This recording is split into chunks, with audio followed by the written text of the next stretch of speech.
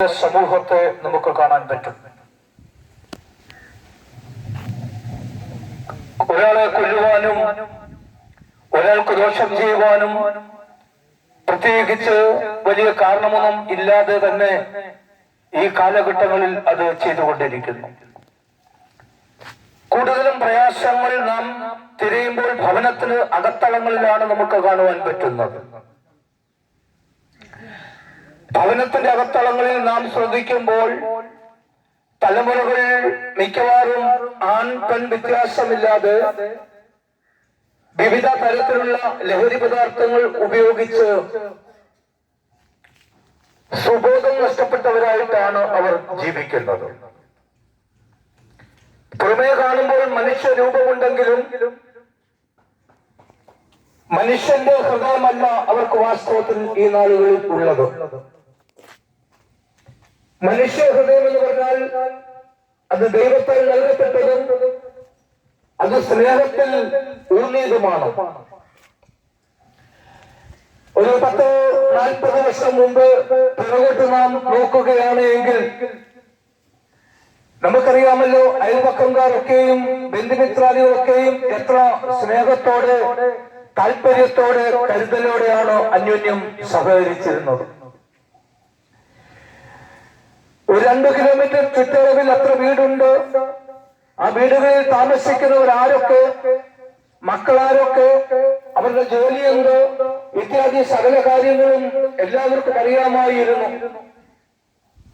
ഇന്നത് ആർക്കറിയാം? തൊട്ട് അടുത്ത വീട്ടിൽ താമസിക്കുന്ന വ്യക്തിയെ തിരിച്ചറിയാൻ കഴിയാത്തൊരു കാലഘട്ടമാണിത്. 40 വർഷം മുമ്പത്തെ കാര്യം പറയുമ്പോൾ ഈ 2 കിലോമീറ്റർ ചുറ്റളവിൽ രോഗി ഉണ്ടെങ്കിൽ, ഒരു മരണം നടന്നാൽ ജാതി മത വർണ്ണ വർഗ വ്യത്യാസമെന്ന് കടന്നുപോകുകയും അവരോട് സഹകരിക്കുകയും ചെയ്യുന്ന ഒരു സ്വഭാവം ഉണ്ടായിരുന്നു. ഇന്ന് മനുഷ്യർക്ക് അങ്ങനെ ഒരു സ്വഭാവമില്ല എന്ന് അതിവേദനയോടെ പറയട്ടെ. പണ്ട് ഒരു ചക്ക പറിച്ചാൽ അയൽപക്കത്തുള്ള വീടുകളുടെ എണ്ണം നോക്കി അതിനെ മുറിച്ച് ഓരോ കഷ്ണം ഓരോ ഭവനങ്ങളിലും കൊടുത്ത് സ്നേഹം പങ്കിടുന്ന ഒരു കാഴ്ച, ഒരു അനുഭവം ഉണ്ടായിരുന്നു. ഇന്ന് അതില്ല എന്ന് വളരെ വേദനയോടെ ഓർക്കേണ്ട കാലമാണ്. എന്തോ ഇങ്ങനെ പറയുമ്പോൾ ഒത്തിരി കാര്യങ്ങൾ പറയേണ്ടതുണ്ട്, പറയുവാനുണ്ട്, ചൂണ്ടിക്കാണിക്കാനുണ്ട്. പക്ഷേ സമയം ലാഭിക്കേണ്ടതിനെല്ലാം മറ്റും പറയുന്നില്ല.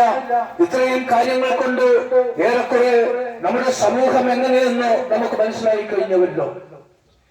പണ്ടുകാലത്ത് മനുഷ്യർ രൂപം കൊണ്ട് മാത്രമല്ല സ്വഭാവം കൊണ്ടും ആ സ്നേഹവും കരുതലും അന്യോന്യം ഉണ്ടായിരുന്നു. എന്നാൽ ഇന്ന് നമുക്ക് ചുറ്റും കണ്ണടിക്കുമ്പോൾ അങ്ങനെയുള്ളവരെ കാണാൻ പറ്റുന്നുണ്ടോ? സ്നേഹത്തിന്റെ ആ വലിയൊരു ഭാവം ഉണ്ടെങ്കിലും ഉൾത്തടങ്ങളിൽ സ്നേഹമില്ലാതെ കഴിയുന്ന മനുഷ്യരെയാണ് നമുക്ക് കാണുവാൻ പറ്റുന്നത്. ഒരുവൻ വീണാൽ, ഒരു വണ്ടി അപകടമുണ്ടായാൽ, അല്ല ഒരുവൻ ആത്മഹത്യ ചെയ്യുകയാണെങ്കിൽ മാറി നിന്ന് അത് മൊബൈലിൽ വീഡിയോ എടുത്തിട്ട് ദേശമൂലം പരത്തുന്ന സ്വഭാവമല്ലോ എന്ന് മനുഷ്യനുള്ളത്. അത് സ്നേഹമാണോ മൃഗീയതമാണോ പ്രകടിപ്പിക്കുന്നത്? അത് ദൈവപ്രവൃത്തിയാണോ പൈശാചിക പ്രവൃത്തിയാണോ എന്ന് നാം ചിന്തിക്കുമ്പോൾ നമുക്ക് മനസ്സിലാകുമല്ലോ.